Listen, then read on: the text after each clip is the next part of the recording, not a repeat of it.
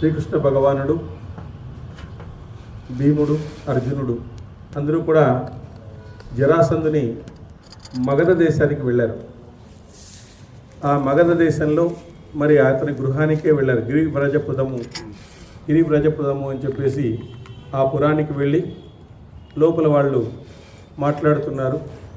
మేము స్నాతకర్మ చేసేటువంటి వాళ్ళము అని చెప్పేసి చెప్పినారు. అంటే ఆ కాలంలో బ్రాహ్మణులు ఈ వేదాలు ఇవన్నీ నేర్చుకున్న తర్వాత గురుదక్షిణ ఇవ్వడానికి రాజు దగ్గర అడిగేవాళ్ళంట. రాజు దగ్గరికి పోతేనే ఆయన రాజు మీరేమేమి చదువుకున్నారో కొద్దిగా క్లుప్తంగా నాకు చెప్పండి అనేవాడంట. ఆ క్లుప్తంగా చెప్తే ఆయన డబ్బులు ఇచ్చేవాడంట వీళ్ళకి. అది తీసిపోయి వాళ్ళు గురుదక్షిణగా ఇచ్చేవాళ్ళు ఆ కాలంలో.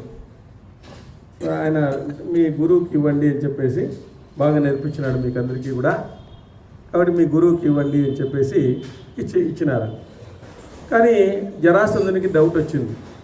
ఇట్లా స్నాతకర్మ చేసేటువంటి వాళ్ళు పూలమాలలు ధరించరు కదా, మీరు చూస్తే క్షత్రియులు ఉన్నట్లున్నారు, మీరంతా క్షత్రియులు ఉన్నట్టున్నారు, బ్రాహ్మణులు కానట్లు కాదు అని చెప్పేసి ఆయన కొద్దిగా డౌట్ పడినాడు. వీళ్ళేమన్నారంటే అన్ని దాంట్లోనూ అన్ని వర్ణాశ్రమ ధర్మాల్లోనూ స్వాతక కర్మ అనేటువంటిది ఉంది, క్షత్రియులు కూడా ఆ విధంగా చేస్తారు, కాబట్టి మీరు ఈ 3 వర్ణాల్లో కొందరు విశేష నియమాలను పాటిస్తారు, కొందరు సామాన్య నియమాలను పాటిస్తారు, మేము క్షత్రియులకు సంబంధించిన వాళ్ళమే అని చెప్పినాడు. మేము క్షత్రియుల బులం బ్రహ్మవారి భుజాల్లో ఉంచాడు రాజా, నువ్వు చూడాలనుకుంటే తప్పుగా చూస్తావు అన్నాడు. అదేవిధంగా ధీరులు శత్రువుల గృహాల్లోకి గుమ్మాల గుండా ప్రవేశించరు, మిత్రుల ఇండ్లను గుమ్మాల ద్వారా ప్రవేశిస్తారు. మీరు షార్ట్ కట్లో వచ్చినారు లోపలికి, ఇట్లా మామూలుగా రారెవరు. కానీ మిత్రుల విషయాల్లో ధర్మంగా ఇవే ద్వారాలుగా చెప్తారు అని చెప్తే అప్పుడు శ్రీకృష్ణుడు అంటున్నాడు, మేము కార్యార్థులమై మీ ఇంటికి వచ్చాము, కావున శత్రువైన నీ నుంచి పూజలు గ్రహింపము. మేము కార్యార్థినే వచ్చాము, మేము పూజలు గ్రహించేది లేదు. ఈ విషయాలని నువ్వు బాగా అర్థం చేసుకో, ఇది మాకు చాలా కాలం నుంచి వ్రతం వస్తూ ఉంది, మేము ఈ పూజలు అంటూ నేను గ్రహించము అని చెప్పేసి జరాసంధునితో శ్రీకృష్ణ భగవానుడు చెప్పడం జరిగిందనమాట. జరాసంధుడు పలికారు, బ్రాహ్మణులారా, మీతో నాకు యుద్ధ కారణం ఎంత ప్రయత్నించినా గుర్తు రావడం లేదు, ఎంత ఆలోచించినా నాకు మీకు వైర్యం తెలియడం లేదు. బ్రాహ్మణులారా, నేను మీ పట్ల అపకారం చేయనప్పుడు మీకు నేను శత్రువు ఎలా అవుతాను? మీరు బ్రాహ్మణులకు నేను ఎప్పుడూ అపకారం చేసేటువంటి వాడిని కాదు, మీకు నాకు శత్రుత్వం ఏముంది? ఈ సత్పురుషుల నియమమేనా? ఇదేమన్నా సత్పురుషుల నియమమేమన్నా? మనం ఒకరికొరు కొట్లాడుకోకుండా, ఒకరికొరు కలుసుకోకుండా, ఒకరికొరు మాట్లాడుకోకుండా మనం శత్రువులు ఎట్లా అయినాం మనం అని చెప్పేసి జరాసంధుడు చెప్తున్నాడు. ఈ మారువేషాల్లో ఉండేటువంటి శ్రీకృష్ణుడు, భీముడు, అర్జునుడు. ధర్మానికి పీడ కలిగినప్పుడు తప్పక మనసుకు సంతాపం కలుగుతుంది. ధర్మజ్ఞుడైన క్షత్రియుడు నిరపరాధి పట్ల విపరీత ఆచరణం చేయడు. నిరపరాధులను బాధించిన మహారథుడైన క్షత్రియుడు ధనాన్ని ధర్మాన్ని పోగొట్టుకుని కష్టాన్ని పొందుతాడు, తన శ్రేయస్సుకు దూరమవుతాడు. ఇది సత్యము అని చెప్తున్నాడు జరాసంధుడు. చూడండి, ధర్మానికి పీడ కలిగినప్పుడు తప్పక మనసుకు సంతాపం కలుగుతుంది ఎవరికైనా కూడా. క్షత్రియుడు నిరపరాధి పట్ల విపరీతమైన ఆచరణం చేయడు. నిరపరాధులను ఎప్పుడు కూడా బాధించరాదు. మహాభారతం యొక్క ధర్మమే అది. నిరపరాధులు అయినప్పుడు వాళ్ళతో యుద్ధం కూడా చేయకూడదు. రాముడు రావణునితో యుద్ధం చేస్తున్నప్పుడు ఆయుధాలన్నీ కింద పడిపోయినప్పుడు మళ్ళీ నెక్స్ట్ డే రాపో అని చెప్పేసి రావణునికి చెప్తాడు, నీ దగ్గర ఆయుధం లేదు అని చెప్పేసి, రేపు రమ్ము అని చెప్తాడు. కాబట్టి నిరపరాధులను బాధించిన మహారథుడైన క్షత్రియుడు ధనాన్ని ధర్మాన్ని పోగొట్టుకుంటాడు. మనం ఎవరు కూడా నిరపరాధులను ఎప్పుడు కూడా మనం బాధించకూడదు. కాబట్టి కష్టాన్ని పొందుతాడు, తన శ్రేయస్సుకు దూరమవుతాడు. సజ్జన ధర్మాన్ని చక్కగా పాలించే వారికి ముల్లోకాల్లోనూ క్షత్రియ ధర్మమే శ్రేష్టమైనటువంటిది. ఎందుకంటే క్షత్రియ ధర్మం ఎందుకు శ్రేష్టమైనటువంటిది అంటే ప్రజల యొక్క పుణ్యాలన్నీ కూడా రాజుకు చేరుతాయి. ప్రజలు చేసినటువంటి పుణ్యాల్లో 1/6 వంతు రాజుకు చేరుతుంది. రాజు రాజ్యపాలన చేయగలిగినట్లయితే, మంచి రాజ్యపాలన చేయగలిగినట్లయితే అతనికి మంచి పుణ్యాలు రావడం కూడా జరుగుతుంది అని చెప్తుంది మహాభారతం. ఎందుకంటే రామునికి అంత పుణ్యం రావడానికి కారణమేమి? అనేక మంది ప్రజలు ఆయనంటే ఆదరణ పడ్డారు. అనేక మంది మొత్తం అయోధ్య అంతా కూడా ఆయన కోసం కథలు వచ్చింది. మరి వాళ్ళ పుణ్యాలే, వాళ్ళ పుణ్య ఫలమే ఆయనకు విపరీతమైన శక్తి రావడానికి కారణమైందనమాట. కాబట్టి మనము లోకంని ఎప్పుడు కూడా పీడించకూడదు, పేదవాళ్ళని పీడించకూడదు. ఎప్పుడు కూడా పేదవాళ్ళని పీడించే ఆ ఉసురు మనకు తగులుతుంది. ఆ ఉసురు ఖచ్చితంగా తగులుతుంది. అది ఎక్కడో చోట తగులుతుంది. వాళ్ళని మోసం చేయడం కానీ, వాళ్ళకి తెలియదు కదా అని చెప్పేసి మోసం చేయడం కానీ, ఇవన్నీ కూడా మనం చేయకూడదు. పేదవాళ్ళని ఎప్పుడు కూడా మనము పీడించకూడదు. వాళ్ళు ఆల్రెడీ పేదరికంలో ఉన్నారు, ఇంక వాళ్ళని నువ్వు పీడించినావంటే ఇంకేం అర్థం చేసుకోవాలి మనం, చెప్పండి. కాబట్టి వాళ్ళ పట్ల మనం సానుభూతిగా ఉండాలా, వీలైతే సహాయం చేయాలా.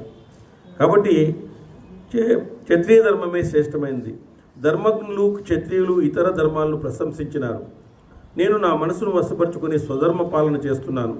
ప్రజల పట్ల కూడా అపరాధిని కాను. అట్లాంటి నన్ను మీరు అపరాధిగా ఎందుకు భావిస్తున్నారు ఈ విధంగా?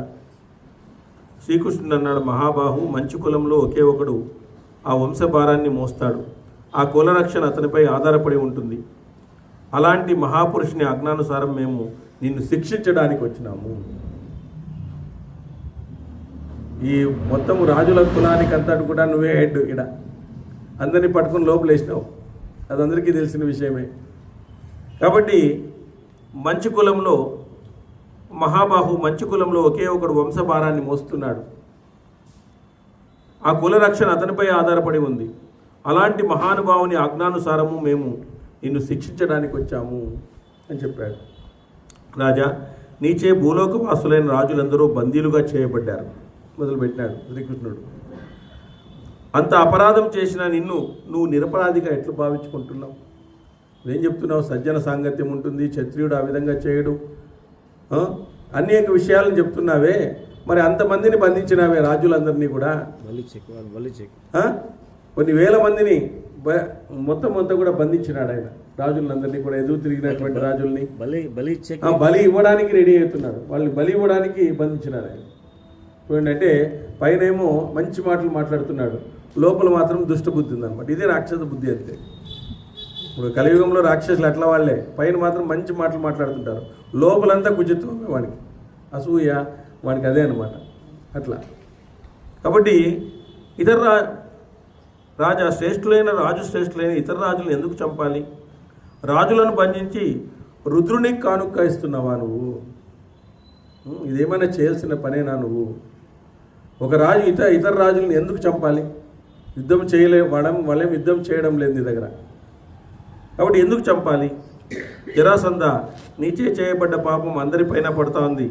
మేము ధర్మరక్షణలో పాలనలో సమర్థులం. దేవతలను పూజించడం కోసం మనుషులను వధించడం ఎక్కడా చూడలేదు. ఇప్పుడు మనము జంతు బలి చేస్తున్నాం. జంతు బలి చేయకూడదు. యాక్చువల్గా చెప్పాలంటే జంతు బలి అంటే ఆ జంతు లక్షణాలు, మనలో ఉండేటువంటి జంతు లక్షణాలను అక్కడ బలి వల్ల, అంతేగాని జంతువులను మనము బలి ఇవ్వకూడదు. ఈరోజు మూగ ప్రాణులన్నింటినీ కూడా బలిస్తున్నారు. అది మంచిది కాదు. దాని యొక్క ఎఫెక్ట్ ఉంటుంది. ఎందుకంటే వాటిలో ఉండేటువంటివన్నీ కూడా రోగాలకు కారణమవుతున్నాయి. ఈరోజు ఈ బలి ఇచ్చినటువంటి వాటిని తినడము, దానివల్ల రోగాలకు కారణం కావడం అనేటువంటిది అనేక రకాలుగా ఈరోజు జరగడం అనేటువంటి జరుగుతుంది. అనేక మంది రోగాలతో బాధపడుతున్నారు ఈరోజు నాన్ వెజ్ తినేటువంటి వాళ్ళంతా కూడా. అది మనలో సత్వగుణాన్ని ఎప్పుడూ పెంచదు, అది ఎప్పుడు కూడా. కాబట్టి జరాసంధ, దేవతలను పూజించడం కోసం మనుషులను వధించడం ఎక్కడా చూడలేదు మేము. కళ్యాణకరుడైన శంకరుడిని పూజించడానికి మనుషుల్ని హింసించడమా? కళ్యాణకరుడైనటువంటి శంకరుడు మనుషుల్ని బలి కోరుతాడా? ఇదేమి న్యాయమయ్యా? ఆయన సదాశివుడు, అంటే సదా మంగళకారుడు, సదా మంగళము ఇచ్చేటువంటి వాడు బలి కోరడం ఏమిటి? ఆయన ఎందుకు బలి కోరుతాడు నీకు? జరాసంధా నీ బుద్ధి నశించింది. నీవెలా క్షత్రియుడో అలాగే మేము కూడా క్షత్రియులం. వారిని పశువులు చేసి చంపుతున్నావు. నీ వంటి క్రూరుడు ఇంకొకడు లేడు ఈ రాజ్యంలో, ఈ భూమండలంలో నీలాంటి క్రూరుడే లేడు అని చెప్పేసి శ్రీకృష్ణ భగవానుడు చెప్తున్నాడు. ఎవడు ఏ ఏ అవస్థలో ఏ ఏ కర్మలు చేస్తాడో వాడు ఆయా అవస్థలో అలాంటి ఫలాలనే పొందుతాడు. నువ్వు ఏ ఏ అవస్థలో ఏ ఏ కర్మలను చేస్తావో వాడు ఆయా అవస్థల్లో అలాంటి ఫలాలనే పొందుతాడు. అంతే కదా భగవద్గీత సాక్ష్యం. నువ్వు ఏ కర్మలు, నువ్వు మామిడి విత్తనం నాటినావు అనుకో మామిడి చెట్టే వస్తుంది. ఆముదం విత్తనం నాటినావు అనుకో ఆముదం చెట్టే వస్తుంది. ఆముదం విత్తనం పెట్టి మామిడి టెంక రావాలంటే రాదు. కాబట్టి నువ్వు ఏ భావనతో చేసినావో ఆ భావనే నీకు నెక్స్ట్ జన్మకు కారణమవుతుంది. ఎం వాపి స్వరన్ భావం తదేచ్ఛంతే కలేవరం తాం తమవేత్తి కౌంతేయ సదా సద్భావ భావిత అంటాడు. నువ్వు ఏ భావనతో చేసినావో, నువ్వు మనసులో ఒకటి బయట ఒకటి చేసినావు అనుకోండి, నీకు మనసులో ఏమనుకున్నావో అదే జరుగుతుంది. మనసా వాచా కర్మణ చేసినటువంటి పనులను భగవంతుడు మెచ్చుకుంటాడు. మన వాళ్ళు మెచ్చుకోకున్నా పర్వాలేదు, మనమేమంటే వేరే వాళ్ళు మెచ్చుకోవాలని చేస్తాం పనులను. భగవంతుడు మెచ్చుకోవాలనేటువంటి త్రికరణ శుద్ధిగా చేసినటువంటి పనులను భగవంతుడు మెచ్చును, లోకం మెచ్చును అంటారు. మనమేమంటామంటే త్రికరణ శుద్ధిగా చేయలేని కర్మలను లోకం మెచ్చాలి ఫస్ట్. మనకి భగవంతుడు మెచ్చుకుంటే మెచ్చుకోలేదు, మాకేం సంబంధం లేదు, చూసుకుందాం లాస్ట్లో 70 ఏళ్ళకి అంటారు. ఇప్పుడు అదే కదా అయిండేది. ఆధ్యాత్మికతకి రాండి అది రాండి అంటే ఇప్పుడే ఏం అవసరం అప్ప 70 ఏళ్ళ వెనక్కి వస్తాము అని పూర్తిగా సంపాదించుకొని డబ్బులు సంపాదించుకొని మళ్ళీ రోగాలు కూడా సంపాదించుకొని రెండు సంపాదించుకొని అంత గ్యారంటీ ఎవరు ఇచ్చినారు నీకు? ఆధ్యాత్మికత అంటే ముసలితనంలో వినేది కాదు. ఇది ఆధ్యాత్మికత అంటే చిన్నతనంలోనే వినేది. 40 ఏళ్ళ తర్వాత వినేది. ఇది యాక్చువల్గా చెప్పాలంటే 40, 35 ఏళ్ళు 40 తర్వాత వినాల్సిన ప్రతిగా విధిగా విధించినటువంటి విధి ఇది. మరి 40 ఏళ్ళు గ్యారంటీ ఉంటామని లేదు. మరి ఎందుకు ఒక గంట సేపు నీ గురించి నువ్వు తెలుసుకోవడానికి ఎందుకు నువ్వు విధంగా ఉంటావు? నువ్వు ఎవరి గురించి ఆలోచిస్తున్నావు? అందరి గురించి ఆలోచిస్తున్నావు, నీ గురించి నువ్వు ఆలోచించడం లేదు కదా. నువ్వు అందరి ఫ్రెండ్స్ గురించి ఆలోచిస్తున్నావు, రాజకీయాలు ఆలోచిస్తున్నావు, దేశం ఆలోచిస్తున్నావు, తమ్ముడిని ఆలోచిస్తున్నావు, అన్నను ఆలోచిస్తున్నావు, అందరినీ ఆలోచిస్తున్నావు, మంచిదే. కానీ నీ గురించి నువ్వు ఎప్పుడైనా ఆలోచించినావా? ఆలోచించడం లేదు. మరి ఆది దైవిక ఆధ్యాత్మిక తాపాలు ఎట్లా పోతాయి మనకి చెప్పండి? ఆధ్యాత్మిక తాపాలంటే శారీరకమైనటువంటి మానసికమైనటువంటి జబ్బులు ఉన్నాయి మనకి. ఆది దైవిక జబ్బులు ఉన్నాయి అంటే భూకంపాలు రావడము ఇవన్నీ రావడం ఉంది. ఆది భౌతిక పాము కాటేయడము ఇట్లాంటివన్నీ ఉన్నాయి. ఇవన్నీ తప్పించుకొని మనం ఉండాల. ఇవన్నీ ఆది దైవిక ఆధ్యాత్మిక ఆది భౌతిక తాపాలను పోగొట్టేదే భౌతిక అంటే వచ్చింది బాధలు. ఆ విధంగా ఇవన్నీ కూడా మనము ప్రకృతిపరంగా వచ్చేటువంటి వరదలు భూకంపాలు ఇవన్నీ కూడా ఆది దైవిక. ఈరోజు చూడండి వేరే దేశాల్లో ఎట్లుంది పరిస్థితి, ఎప్పుడు పడుతుందో తెలియదు, ఎప్పుడు మిసైల్ ఎవరి మీద పడుతుందో తెలియదు. మన ఒక స్కూల్ మీద వేసినారు, 200 మంది పిల్లలు చనిపోయినారు. మరి ఏం కర్మ చేశారు వాళ్ళు చెప్పండి? స్కూల్ మీద వేశారు, బాంబు పడింది, దానికి డైరెక్షన్ ఏమి ఉండదు, దాన్ని ఎట్లా తిప్పి ఎట్లా పోతా ఉంటుంది అంతే. అది 200 మంది స్కూల్ పిల్లలు అట్ ఏ టైం చనిపోయినారు. ఇరాన్లో అమెరికా ప్రయోగించినటువంటి మిసైల్. మరి ఏం పాపం చేసినారు వాళ్ళు? కర్మ రాసింది, అయిపోయింది వాళ్ళకి, ఆడికి చెల్లు చీటీ అయిపోయింది. మనం ఇన్ని రోజులు బ్రతికున్నామంటే భగవంతుని కారణం ఏదో ఉంది. ఆ భగవంతుడు మనకి ఇంకా ఆయుష్ ఇచ్చి ఇలాంటి వాటిని వినేటువంటి అవకాశాన్ని ఇచ్చినాడు. కానీ ఇప్పటికి కూడా రాకుండా ఉండేవాళ్ళు ఉన్నారు.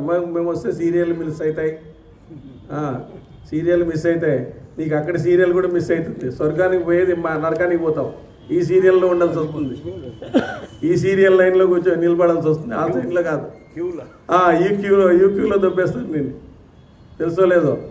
కాబట్టి భవిష్యత్తు గురించి నువ్వు ఆలోచించవచ్చు, తర్వాత జన్మ గురించి కూడా ఆలోచించాలి నువ్వు. తర్వాత జన్మ వెనక్కి వెళ్ళిపోయింది అనుకో, 84 లక్షల జీవరాశులు మొదటి జన్మకి వెళ్ళిపోయింది అనుకో, నువ్వు మళ్ళీ మానవ జన్మ రావడానికే కొన్ని యుగాలు పడుతుంది. మానవ జన్మ రావడానికే కొన్ని యుగాలు పడుతుంది. ఈరోజు నువ్వు సజ్జన సాంగత్యంలో ఉన్నావు, ఆధ్యాత్మికతలో ఉన్నావు, దీనివల్ల మహోన్నతమైనటువంటి జన్మ రావడానికి అవకాశం ఉంది. పెద్దలందరూ కూడా చెప్తున్నారు కదా, భగవంతుడు ఏదో ఒక రూపంలో వస్తాడు. నీలో నిశ్చలమైనటువంటి భక్తి ఉంటే, నీలో నిశ్చలమైనటువంటి ప్రవర్తన ఉంటే, నీలో మంచి ప్రవర్తన ఉంటే ఖచ్చితంగా భగవంతుడు నీకు ఏదో రకంగా ఎవరో విధంగా వచ్చి హెల్ప్ చేస్తాడు. ఆయన వదిలిపెట్టేవాడు కాదు. ఎందుకంటే ఇది సృష్టి రహస్యం. ఈ సృష్టిని చేసింది ఆయనే, దీన్ని కాపాడాల్సింది ఆయనే. మరి ఆయన శరణ వేడినప్పుడు ఆయన ఎందుకు కాపాడు?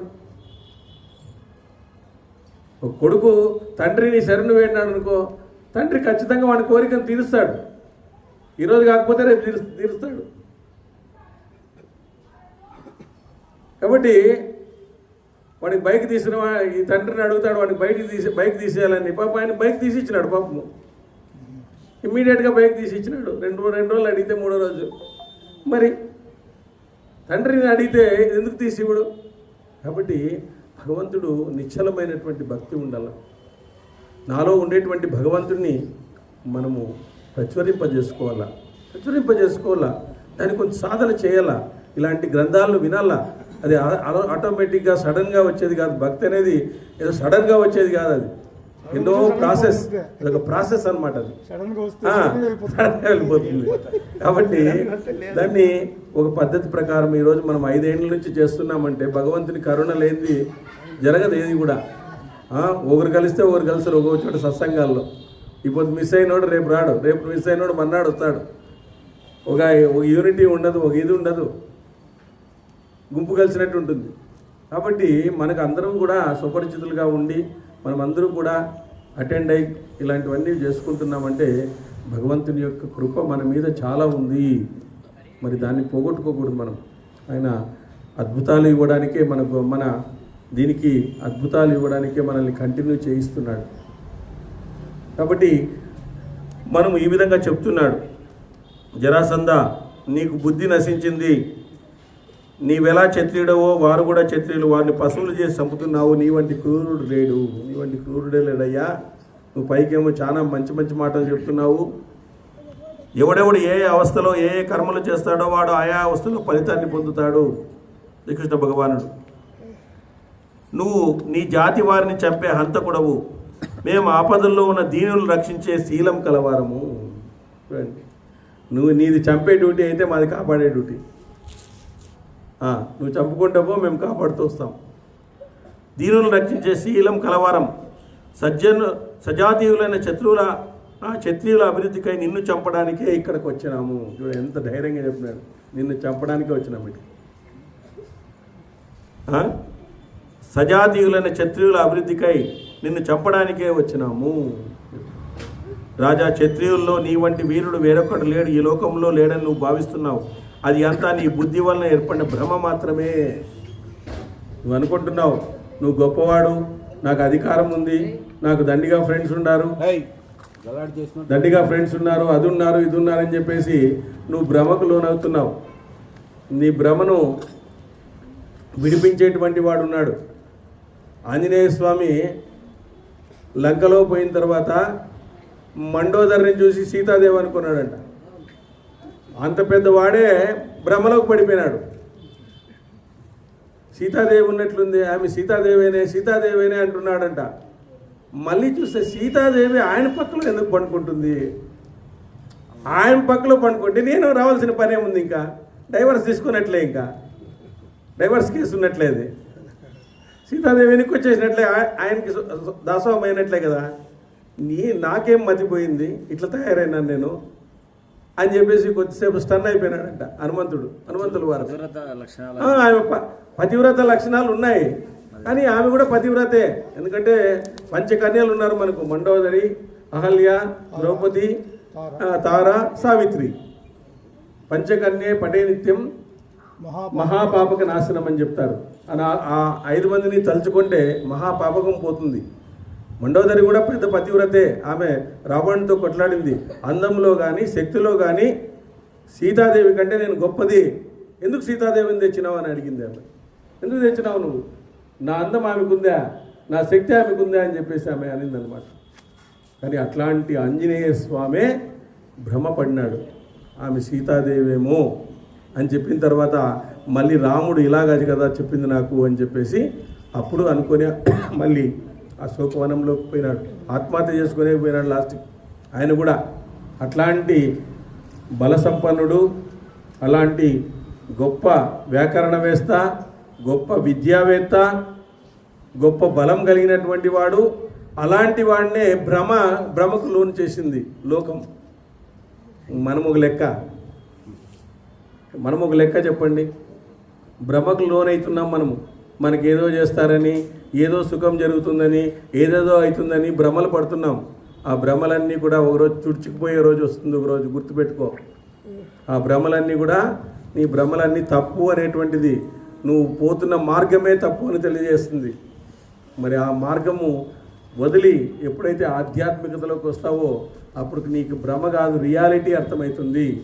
జ్ఞానం అనేటువంటిది అర్థమవుతుంది. జ్ఞానం రావడం వలన నువ్వు హెచ్చు తగ్గులను తట్టుకోగలుగుతావు, స్థితప్రజ్ఞత కలిగి ఉంటావు, జయాపజయాలను సమానంగా చూస్తావు, లాభాలను సమానంగా చూస్తావు, సుఖ దుఃఖాలను సమానంగా చూస్తావు. అవన్నీ సమానంగా చూసే వరకు నీలో ఆధ్యాత్మికత ఎంటర్ అనేది కాదు. ఇలాంటి అద్భుతమైనటువంటి దీనివల్లనే మనకు లాభం జరుగుతుంది ఈరోజు. కాబట్టి ఇక్కడ చెప్తున్నాడు, నీ బుద్ధి వల్లనే ఏర్పడిన భ్రమ మాత్రమే ఇదంతా కూడా. క్షత్రియుల్లో నా వంటి వీరుడు వేరొకటి లేరని విర్రవీగుతున్నావు నువ్వు. ఇది భ్రమ. నిన్ను దన్నేవాడంటే తల దన్నేవాడు ఉంటాడు ఇంకోడు. కాబట్టి రాజోత్తమ, స్వాభిమాని అయిన రాజు ఎవరైనా తెలిసి చంపడానికి ప్రయత్నిస్తాడా? దీని ద్వారా అక్షయమైన స్వర్గాన్ని దూరం చేసుకుంటాడా? స్వాభిమాని అయిన రాజు ఎవరినైనా వారిని తెలిసి సంహరించడానికి ప్రయత్నిస్తాడా? రాజశ్రేష్ఠ, స్వర్గప్రాప్తికై యుద్ధం అనే యజ్ఞము దైకొని క్షత్రియులు తమకిష్టమైన లోకాలను జయిస్తున్నారు. దీన్ని నువ్వు తెలుసుకో. వేదాధ్యయనం స్వర్గాన్ని ఇస్తుంది. ఇది వేదాధ్యయనమే. రామాయణం వేదం నుంచే వచ్చిండేది. ఇది వేదమే. వేదాధ్యయనమే ఈరోజు చేస్తుంది. చూడండి, వేదాధ్యయనం ఏం చేస్తుంది? మనకి స్వర్గాన్ని ఇస్తుంది, పరోపకారం కీర్తినిస్తుంది, తపస్సు స్వర్గాన్ని స్థిరం చేస్తుంది. ఈ మూడింటి కంటే యుద్ధంలో మరణించడం ద్వారా స్వర్గం వస్తుంది. మళ్ళీ కావాలంటే ఒకవేళ యుద్ధంలో మరణించినావనుకో నీకు స్వర్గం వస్తుంది. అందుకే కదా శ్రీకృష్ణ భగవానుడు చెప్తాడు, అర్జునుని చెప్తాడు, నువ్వు క్షత్రియుడవి నీ స్వభావాన్ని మార్చుకో. నీ స్వభావాన్ని మార్చుకోవడం ద్వారా, యుద్ధంలో నువ్వు గెలవడం ద్వారా నీకు స్వర్గం లభిస్తుంది అంటాడు. నాకు ఆ స్వర్గము వద్దు, నాకు ఆ విజయము వద్దు, నాకు ఏది వద్దు అని చతికిల పడతాడు ఆయన. అప్పుడు చెప్తాడు, ఎందుకు చేయగలవు యుద్ధం? నువ్వు నీ స్వభావం ఏమైపోయింది? క్లభ్యం అస్పగమా పార్త ఏతత్ ఉపపద్యతే క్షుద్రం హృదయ దౌర్బల్యం తత్వస్థిత పరంతప అంటాడు. ఎంత హృదయ దౌర్బల్యంగా ఉన్నావయ్యా నువ్వు. ఒక రాజుగా ఉండాల్సినటువంటి వ్యక్తి నీ స్వభావాన్ని మానుకొని ఇప్పుడు మమకారం అంటూ, అహంకారంతో మమకారం అంటూ ఈరోజు బాణాన్ని కింద పడేస్తున్నావే. ఎంత నువ్వు క్షత్రియుడవే కాదు అని చెప్పేసి, క్షత్రియుడు అంటే ఏమి, ఒక వ్యక్తి ఏం చేయాలా అనేటువంటి అనేక విషయాలను తెలియజేస్తాడు భగవానుడు. మరి అలాంటిది గొప్పవారుగా ఉండాలి మనం. కాబట్టి వేదాధ్యయనం మనకు స్వర్గాన్ని ఇస్తుంది. చూడండి, స్వర్గం ఇస్తుంది ఇది. అదేవిధంగా పరోపకారం కీర్తినిస్తుంది మనకి. అదేవిధంగా తపస్సు స్వర్గాన్ని స్థిరం చేస్తుంది. ఈ మూడింటి కంటే యుద్ధములో మరణించడం ద్వారా కూడా నీకు స్వర్గం పొందడం క్షత్రియుని ఉత్తమం. క్షత్రియునికి యుద్ధంలో మరణించడం ఇంద్రుని వైజయంతి భవనంలో నివసించడంతో సమానము. కాబట్టి ఇది ఎల్లప్పుడూ గుణాలతో నిండి ఉంటుంది. యుద్ధం ద్వారానే ఇంద్రుడు రాక్షసులను జయించి సర్వరక్షణం చేస్తున్నాడు. కాబట్టి మాతో నీకు జరగబోయే యుద్ధము నీకు స్వర్గప్రాప్తికి కారణమవుతుంది. రెండు చెప్తున్నాడు, నీతో యుద్ధము చేస్తాము, నువ్వు చచ్చిపోతే స్వర్గప్రాప్తి కూడా వస్తుంది. నువ్వేం వదిలిపెట్టేవాడు కాదు, నువ్వు యుద్ధం చేసేవాడే. కాబట్టి అట్టి యుద్ధం ఎవరికి చిక్కుతుంది? నా వద్ద చాలా సేన ఉంది అనే గర్వంతో మగధ సేనలతో లోకాన్ని జయించి ఇతర రాజుల్ని అవమానించవద్దు. ప్రతి మనుజుడు యందు బల పరాక్రమాలు ఉంటాయి. కొందరిలో నీతో సమానంగా, కొందరిలో నీకంటే అధికంగా కూడా ఉంటాయి. అది గుర్తుపెట్టుకో. కొందరిలో నీతో సమానంగా ఉండొచ్చు, కొందరిలో నీకంటే అధికంగా కూడా ఉంటాయి. కాబట్టి ఎంతవరకు ఈ విషయాన్ని నువ్వు గుర్తించవో అంతవరకు నీ గర్వం వృద్ధి చెందుతూనే ఉంటుంది. ఎంత మంచి మాటలు చెప్తున్నాడు శ్రీకృష్ణ భగవానుడు. నువ్వు అనుకోవద్దు నా శక్తి ఎవరికీ లేదు. మరి ఆంజనేయ స్వామి శక్తి ఆయనకు తెలుసా? ఎవరు చెప్పినాడు? జాంబవంతుడు చెప్పినాడు. జాంబవంతుడు చెప్తే తప్ప ఆయనకు తెలుసలేదు. ఋషుల యొక్క శాపం ఉన్నింది ఆయనకి. అప్పుడు తెలిసింది ఆయనకి, నేను ఈ విధంగా వాయుదేవుని అంశను అని చెప్పేసి అప్పుడు తెలిసింది ఆయనకి. మరి మన శక్తిని తెలిపేటువంటి వాడు ఎవరు అంటే భగవంతుడైనటువంటి గురువు. ఏదో గురువు రూపంలో వచ్చి మన శక్తిని మనకు తెలియజేస్తాడు. మనకంటే ఎక్కువ శక్తి ఉండేవాళ్ళు కూడా ఉన్నారు, అది గుర్తుంచుకో. కాబట్టి నీకు ఎక్కువ శక్తి ఉండేవాళ్ళు లేరు అనుకున్నావు అనుకో, నీకు అహంకారం వృద్ధి పొందుతుంది. నన్ను ఎవడు ఏం చేసేవాడు లేడు. ఇప్పుడు ట్రంప్ ఉన్నట్ల అమెరికాలో ఎవడు ఏం చేసేవాడు లేడంటే వాడు సౌత్ కొరియా వాడు రెడీ అయినాడు. వీళ్ళిద్దరూ కలిసినారంటే అమెరికాని వేసేస్తారు కావాలండి. ఇరాను సౌత్ కొరియా రెండు కలిసినారంటే అయిపోయా. వాడు ముందే కాసుకున్నాడు, శత్రువుకు శత్రువు మిత్రుడైనాడు. ఇట్లా తయారవుతుంది. ఇప్పుడు అనేక రకాలుగా జరుగుతుంది. కాబట్టి ఇంతవరకు ఈ విషయాన్ని గుర్తించవు అంతవరకు నీ గర్వము వృద్ధి చెందుతూనే ఉంటుంది. నేను స్ట్రాంగెస్ట్ అంటే లేటెస్ట్ వాడు వస్తాడు నీకోసం అని అనుకోకూడదు ఎప్పుడు కూడా. మైక్ టైసన్ అంటాడంటే ఐఎమ్ ద స్ట్రాంగెస్ట్ అంటే ఇంకోటి వచ్చి ఐఎమ్ ద లేటెస్ట్ అని వాడిని కొట్టేసినాడు ఒలింపిక్స్లో. ఇంకా అట్లా అయిపోయింది పరిస్థితి. కాబట్టి మనకంటే పెద్దవాళ్ళు లేరని కానీ మనతో సమానమైన వాళ్ళు లేరని మనం అనుకోకూడదు. మనదే వాళ్ళదే, అంతేగాని మనం ఎవరిని దూషించకూడదు. కాబట్టి నీ గర్వము మా వంటి వారికి సహింపరానిది, అందుకే నీకు హితవు చెప్తున్నాను అని శ్రీకృష్ణ భగవానుడు జరాసంధునితో చెప్తున్నాడు. మగధరాజా, నువ్వు నీ సహవీరుల పట్ల అభిమానాన్ని గర్వాన్ని విడిచిపెట్టు. ఈ గర్వంతో పుత్ర మంత్రి సేన సహితంగా యమలోకానికి పోవద్దు. నువ్వు యమలోకానికి పోతావు ఖచ్చితంగా. దర్బోధకుడు, కార్యవీరార్జునుడు, ఉత్తరుడు, బృహద్రథుడు తమ కంటే ఉత్తములను అవమానించి సేనలతో సహా నశించిపోయినారు. వాళ్ళంతా కూడా ఎవరు? కార్తవీర్యార్జునుడు 1000 చేతులున్నాయి ఆయనకి, ఏమైపోయినాడు ఆయన లాస్ట్కి. ఉత్తరుడు, దర్భోద్ధవుడు, బృహద్రథుడు వీళ్ళందరూ కూడా తమ కంటే ఉత్తములను అవమానించి, ఉత్తములను ఎప్పుడు కూడా అవమానించకూడదు, అవమానించి సేనలతో సహా నశించిపోయినారయ్యా వీళ్ళు. చరిత్రకి చెప్తున్నటువంటిది. కాబట్టి నీతో యుద్ధము కోరే మేము నిశ్చయంగా బ్రాహ్మణులం కాదు. కరెక్ట్గా చెప్తున్నాడు, మేము బ్రాహ్మణులం కాదు, బ్రాహ్మణ వేషంలో వచ్చిన వాళ్ళం. నువ్వు వసుదేవ పుత్రుడైనటువంటి ఋషికేశుడను, వీరిరువురు పాండవ పుత్రులైన భీమార్జునులు. నేను కృష్ణుడు, ఈయన భీముడు, ఆయన అర్జునుడు. పరిచయం చేసుకునేసినారు భీమార్జునులు. నేను వీరిరువురికి మామ కొడుకును, నీకు ప్రసిద్ధమైన శత్రువును. నన్ను బాగా గుర్తుంచుకోపా. వీళ్ళకి నేను మామ కొడుకును, వీరిద్దరికీ మామ కొడుకును నేను. ప్రసిద్ధుడైన శత్రువును నన్ను బాగా గుర్తుంచుకో నువ్వు అని చెప్పినాడు. ఆ విధంగా మగధరాజా, మేము నిన్ను యుద్ధంకి ఆహ్వానిస్తున్నాం. నువ్వు రాజులందరినీ విడిచిపెడతావా, యమలోకానికి పోతావా? రెండే విషయాలే, it out or get out. వీళ్ళందరినీ వదిలేస్తావా, లేదా తన్నులు తిని యమలోకానికి పోతావా? ఈ విధంగా జరాసంధు, కృష్ణ, నేను యుద్ధంలో జయించి రాజులందరినీ బందీలుగా చేశాను. నేను జయింపని రాజొక్కడు ఇక్కడ లేడు. నువ్వేమంటున్నావయ్యా? నేను జయించే వాళ్ళని తీసుకొని వచ్చినాను. నేను తీసుకొని, నేను పట్టుకొని రాలేవాడు, నేను వాళ్ళతో పోరాడినాను. నేను జయింపని శత్రురాజు ఒక్కడు లేడు ఇక్కడ, నేను అందరినీ జయించే తీసుకుని వచ్చినాను యుద్ధంలో. కృష్ణ, క్షత్రియునకు ఇదే జీవితం నిర్ణయించబడి ధర్మబద్ధమైంది. పరాక్రమంతో శత్రువులను వశపరుచుకొని వారితో స్వేచ్ఛగా ప్రవర్తించాలి కదా, వారితో స్వేచ్ఛగా నేను ఉండాలి కదా. మేము ఎట్లా చెప్తా వాడు వినల్లా, నాకు ఓడిపోయినాడు కాబట్టి నేను స్వేచ్ఛగా నిర్ణయాలు తీసుకుంటాను. వాడిని లోపలేసినాను, బందీగా చేసినాను, అది నా ఇష్టము. శత్రువుని ఎక్కడ పెట్టాలనేది నా ఇష్టము. నేను చంపేస్తాను లేదా లోపల పెడతాను, వాడు ఓడిపోయినాడు కాబట్టి. నేను క్షత్రియ నియమాలను గుర్తుంచుకొని పాటించినాను. నేను క్షత్రియ నియమాలను పాటించినాను.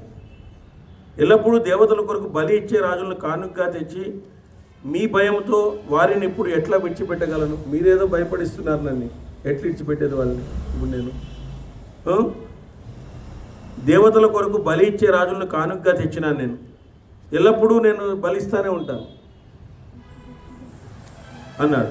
మా సేన వ్యూహ నిర్మితమైన నా సేనలతో కానీ నేను మీలో ఒక్కరితో కానీ ఇద్దరితో కానీ ముగ్గురితో కానీ విడివిడిగా కానీ కలిపి కానీ యుద్ధం చేయడానికి సిద్ధంగా ఉన్నాను. వీడు కూడా తగ్గడం లేదప్పు. విడివిడిగా వస్తారా, అందరూ కలిసి వస్తారా, ముగ్గురు కలిసి వస్తారా, కట్టుకొని రెడీగా ఉన్నాను. నేను క్షత్రియ నియమాలని ఉల్లంఘించలేదు ఎక్కడ కూడా, మీరు చెప్పినట్టుగా నేనేం బంధించలేదు. అందరినీ నేను వాళ్ళని జయించే తీసుకుని వచ్చినాను. నేను కానుకగా కొంతమందిని ఇచ్చేటువంటి వాళ్ళని తీసుకుని వచ్చినాను. నాకు ఆ మాత్రం స్వేచ్ఛ లేదా క్షత్రియునిగా అని చెప్పేసి అంటున్నాడు. అప్పుడు వైశంపాయనుడి లోపలికి భయానకమైన కర్మలను ఆచరించే ఆ ముగ్గురు యోధులతో యుద్ధము చేయ పూనుకొని జరాసంధుడు తన పుత్రుడైన సహదేవునికి పట్టాభిషేకానికై ఆజ్ఞ ఇచ్చినాడు. సో పట్టాభిషేకం కూడా చేసేసినాడు. నేను ఉంటానో ఊడతానో అని చెప్పేసి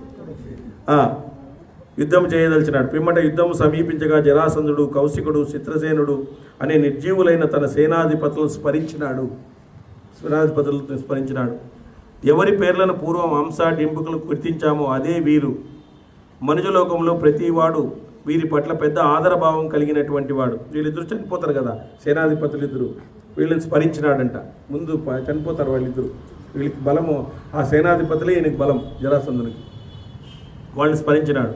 అదే సమయంలో పురుషుల్లో శ్రేష్ఠుడు, అభిమానవంతుడు, సత్యప్రతిజ్ఞ గలవాడు, సింహ పరాక్రముడు, వసుదేవ కుమారుడు, బలరాముని సోదరుడు శ్రీకృష్ణుడు దివ్య దృష్టితో జరాసంధుని పూర్వ చరిత్రను స్మరించినాడు. వీడెవడు, ఏం కథ అని ఒకసారి ఆయన స్మరించినాడంట శ్రీకృష్ణ భగవానుడు. సింహముతో సమాన పరిక్రమము, భయానక పురుషార్థాలు ప్రదర్శించగల జరాసంధుని వరం గురించి తెలుసుకున్నాడు. యదువంశీయులకు ఇతను అవ్యేజుడు. బ్రహ్మ వరానుసారం స్వయంగా అతన్ని చంపడానికి ఇష్టపడలేదు. అతన్ని శ్రీకృష్ణుడు చంపడానికి ఇష్టపడలేదు. భీమునితో చంపించాలా అని చెప్పేసి ఆయన వ్యూహం. బ్రహ్మవరం ఉంది కాబట్టి భీమునితో చంపించాలా. జనమేజయుడు అడిగినాడు, కృష్ణ జరాసంధులకు పరస్పరం కలయం ఏర్పడింది. అప్పుడు జరాసంధుడు యదుశ్రేష్ఠుడైన శ్రీకృష్ణుని ఎలా జయించాడు? కంసుడు మగధరాజు జరాసంధునికి ఏమవుతాడు? అల్లుడు కదా, వీని కొడుకే అల్లుడు అవుతాడు. ఏ కారణంగా శ్రీకృష్ణుడు శత్రుత్వం కలిగింది? వైశంపాయన ఈ వృత్తాంతాన్ని నాకు పూర్తిగా వివరించు అని చెప్పేసి చెప్పడం జరిగింది. ఇప్పుడు ఎందుకు మీకు ఈ వైరం కలిగింది? ఈ కంసుడు వీళ్ళకి ఉండేటువంటి సంబంధం ఏమిటి ఇదంతా ఎందుకు వైరం కలిగింది అని చెప్పేసి నాకు ఆ చరిత్ర అంతా ఇంకో కొద్దిగా వివరంగా వివరించు అని చెప్పేసి చెప్పడం అనేటువంటిది జరిగింది.